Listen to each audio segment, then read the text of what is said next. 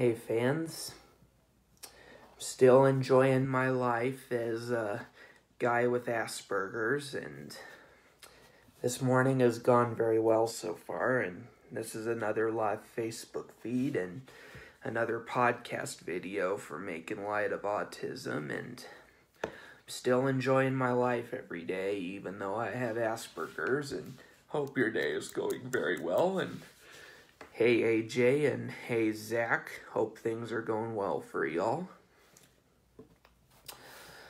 I'm just gonna give you an inside look of my everyday life, and I'm gonna see if there's any good racing videos on. Let me see if there's any good ones. Hey Levi, hope things are going well, and I wonder, what are some good racing videos?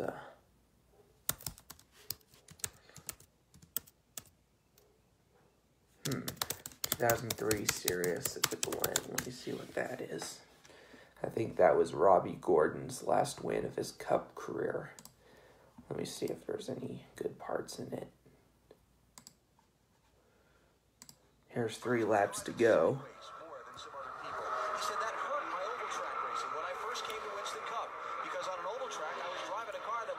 Sideways too much, but on a road course, that's a good thing, and I'm not afraid of it.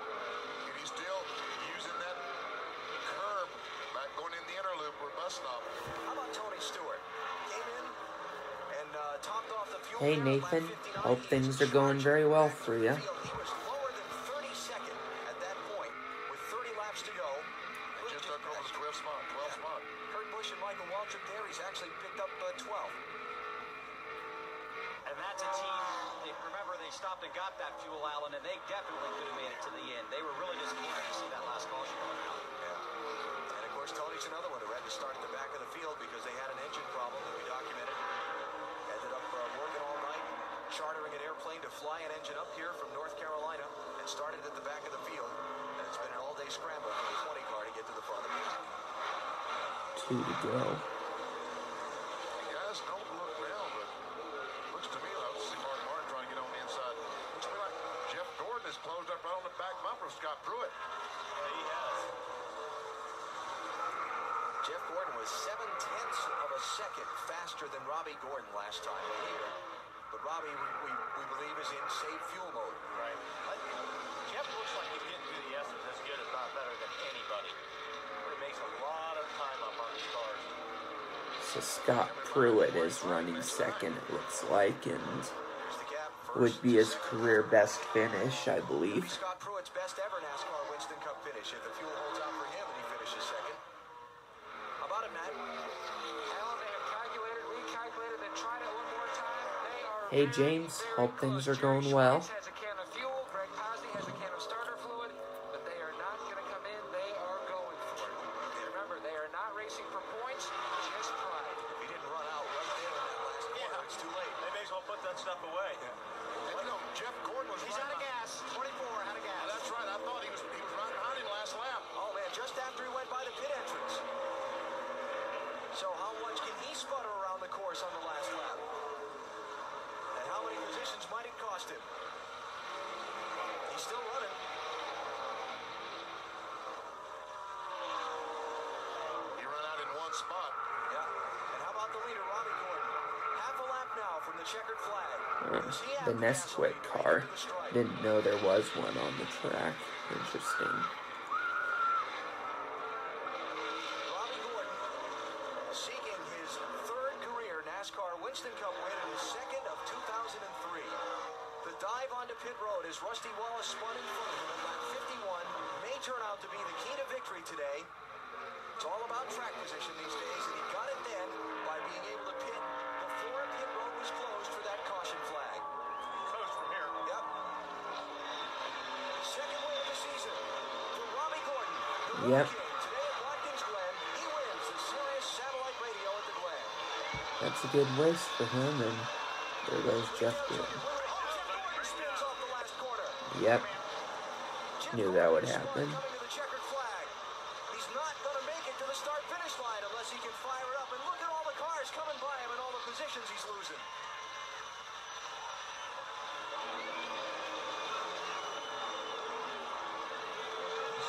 He might have gotten hit because he was out of fuel coming off turn 10, turn 11, and whoever was behind him just couldn't help, just ran right up the back of him. I think it Was behind him at one time. That wasn't Junior that hit him. It might have been Harvick or the 48 car. I'm not sure which. Okay.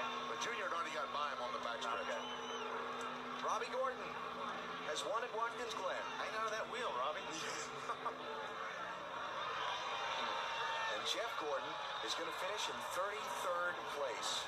That sucks for Jeff. Here comes through the corner. He's out of gas. Hey, but he's Deborah. trying to Hope things are going keep the well, car and to get to the line, and there they make contact. hope good's going for the family and you. Around he goes. Yep, it was Harvick that took out Gordon, it looks like. Cost Harvick a spot. Jimmy Johnson went by him. Was he trying to block him or just trying to get out of the way? I think he's trying to get away, and Harvick, well, obviously couldn't get around the left, so he turned back to the right. But in the meantime, he was all up in the back of Jeff Gordon. And the driver and crew chief of the 29 car have been called to the big red truck to have a little meeting. Oh. I'll tell you what, you know, the way these races have become, talking about the pit strategy and the track position, you got to have a perfect race to win, and that includes perfect... Hey, Roger. Hope things are going well, and I think I'll cut to fast forward to the victory lane part. New York logo on the hood of his car. He pulls into victory lane at Watkins Glen.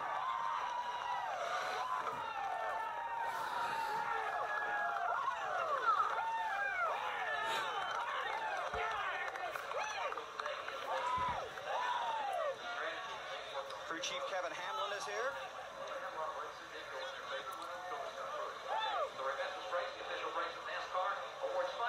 Here's his car owner, Richard Childress. Kevin Harvick was here a second ago to shake hands while Robbie was still in the car. Only about coming on to pit road after Rusty got stuck in the sand pit. Well, if you look over here, we got some numbers on our dash, and we knew we were going to be close. We came in about 2 laps earlier. We thought, kind of Hey, hopefully we get James. some cautions Hope later things on. are going As soon as well. Rusty spun, Kevin and me were on the radio talking. He's like, come now, come now. That was the call. We needed that track position. Track position is so important. I'll be honest, first half of the race just kind of saved my brakes, saved the car.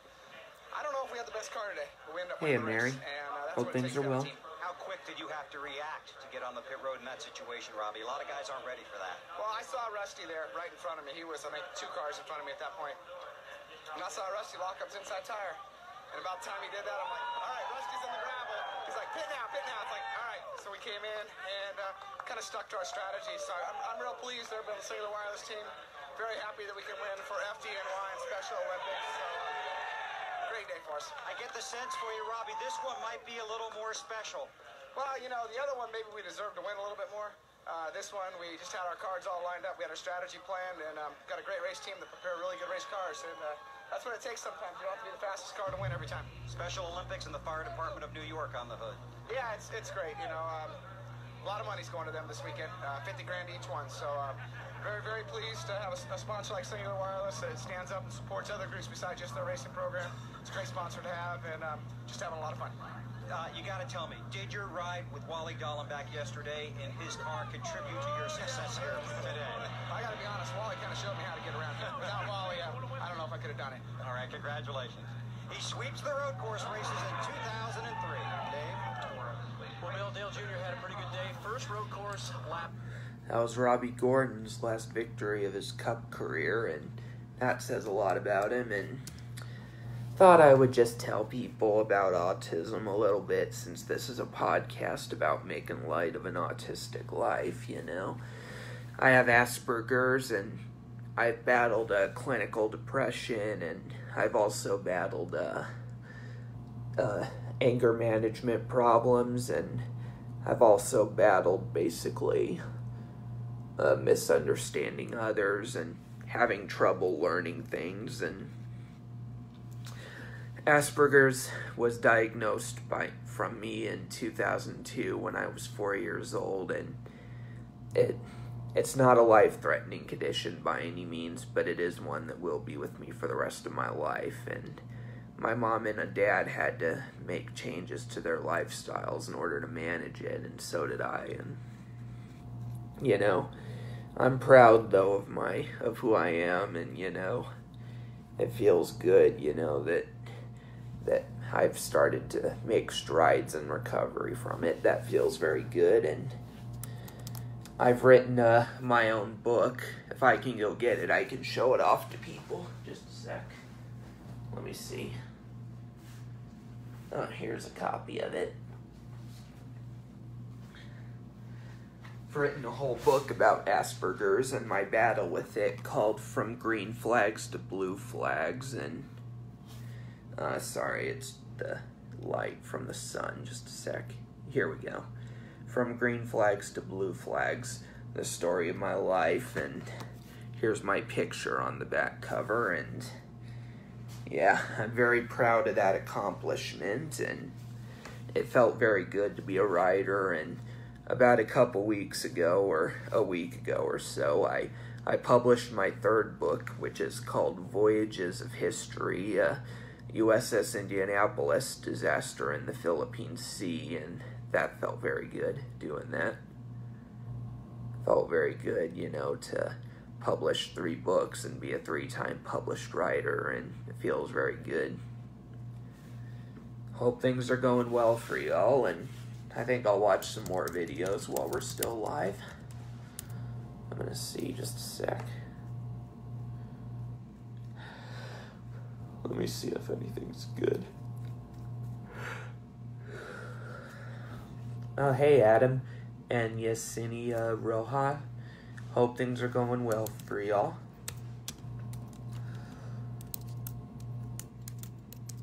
Let me see. Oh, thanks, Thompson. I'm very proud of my 3rd book, and I don't know if you saw it already, but here's my first one I wrote, and it's about my battle with Asperger's disorder, and glad that you're supportive, and I'm very thankful for all the support from my fan base as well as you, Adam. Hope things are going well for y'all, and I'm going to see if there's any good videos for me to show off. Let's see.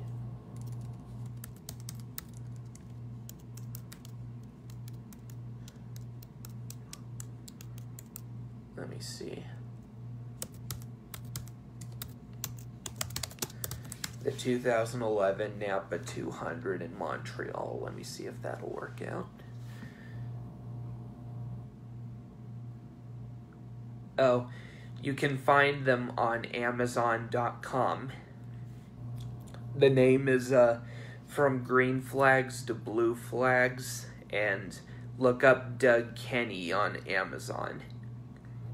And it's going to be the pink book that I just showed you. And I'll send you some links through Messenger if you'd like, Adam.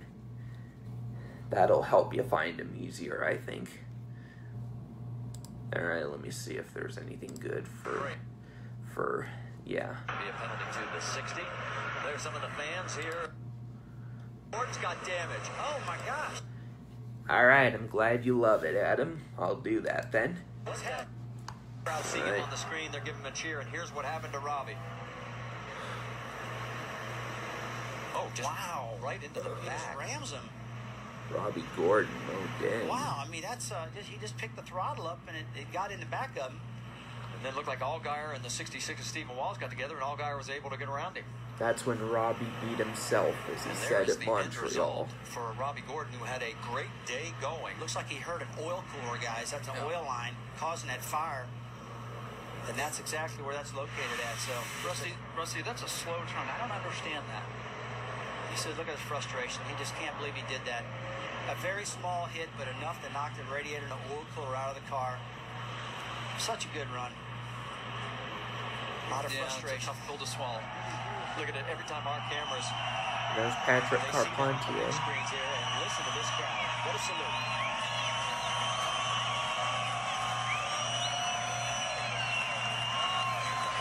Guess while we watch the video, I can send Adam that link through Messenger for Voyages of History. They love their hometown heroes. That is a first-class individual. You know, anybody that's fantastic, better for it. He had a great career. Yeah.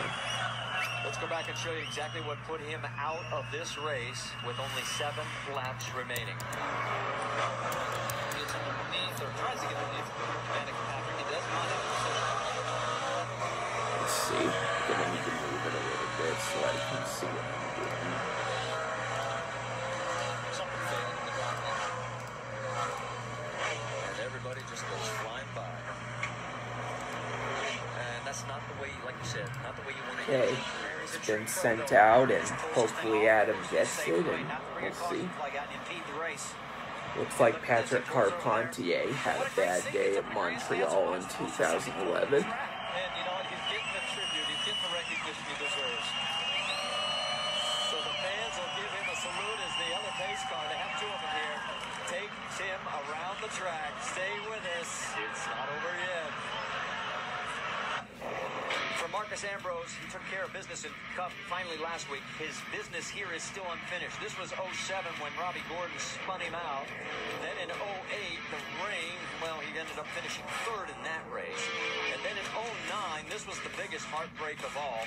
He clips this curve way too hard, launches into the air. Carl Edwards ducks under on the final corner to take the win. And last year, an electrical problem put him in his first DNF position. And now, as we get ready to go back to green flag racing, the lights are out, and there is Marcus Ambrose. He started in the back of this field, moved up into the top 3, fell all the way back to 20. Green flag Fast racing forward to the with good just part. 4 remaining. 4 laps to go.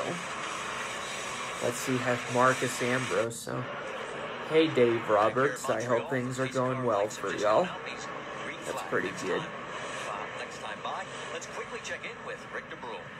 Yeah, needless to say, 2 very disgruntled and not happy guys out here. Patrick Carpentier, Robbie Gordon. Patrick, not the way you wanted to end this today, your career. What's going through your mind right now? No, I mean, like Robbie, we had a great car today. We're saving the brakes and everything and taking our time, and we're out of the front. And I guess Stephen Wallace hasn't learned how to brake yet, so ran the back of me and spun me out. And after that, I was really pissed off, so I started running everybody over, and everybody started running me over, so that was it. At least he had perhaps a little bit of fun out there as he was going. Robbie, and let's talk about the thing. You were running so strong today. It looked like you had a car that potentially could do it. What happened? Yeah, we beat ourselves. That's how we do it here.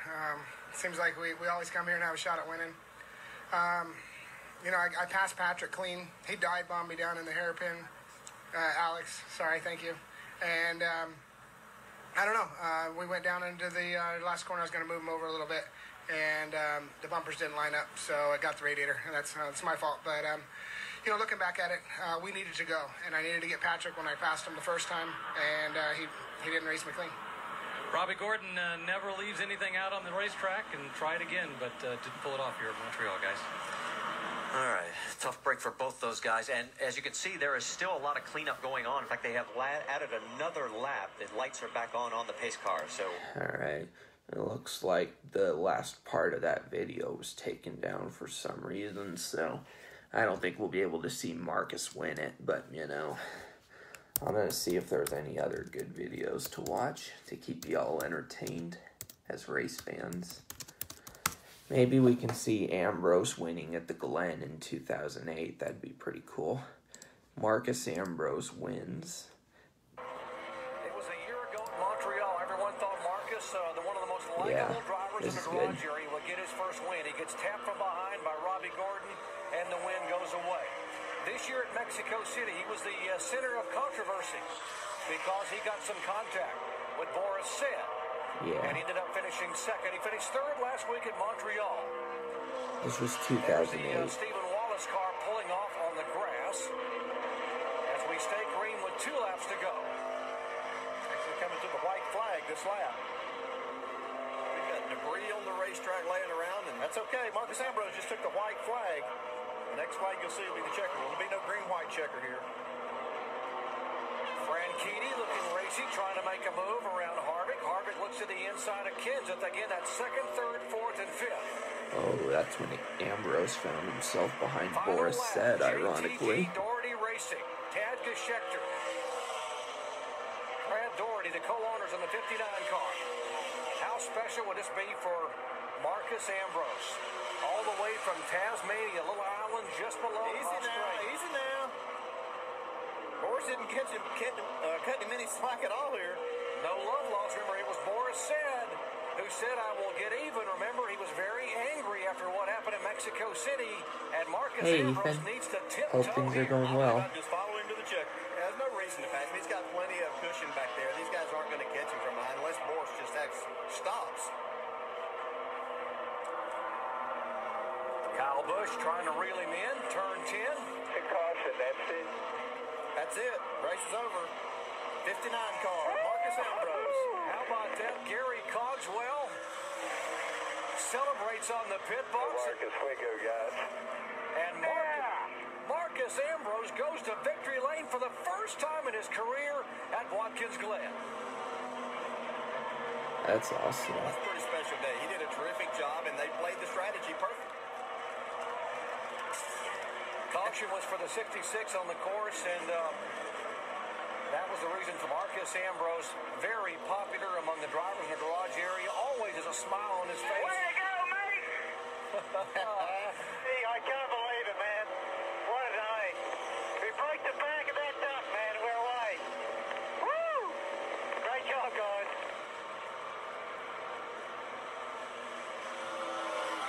His crew chief, Gary Cogswell, has been a part of a lot of first-time winners. Let's go down to Jamie. And what an emotion it was for him. Gary, what is this moment like for you guys, especially what happened to you at Montreal, losing that race and finally coming back and getting your first? It's awesome. We've come so close.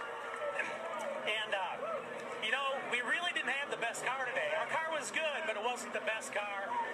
And we made a strategy call there on one of those cautions, and I went with my gut. 7 laps later, I wasn't sure if it was right. We pitted. The caution came out while we were on pit road. It was beautiful. It was beautiful. Greatest owner in the world, right up there. STP, Ford, Tad and Jody Geschecter, Brad Doherty. I believe he's here somewhere. Just a fantastic game for this race team. We've been working for this for so long. Gary, what were those thoughts and feelings like those last couple of laps, knowing Boris said was all over the back bumper?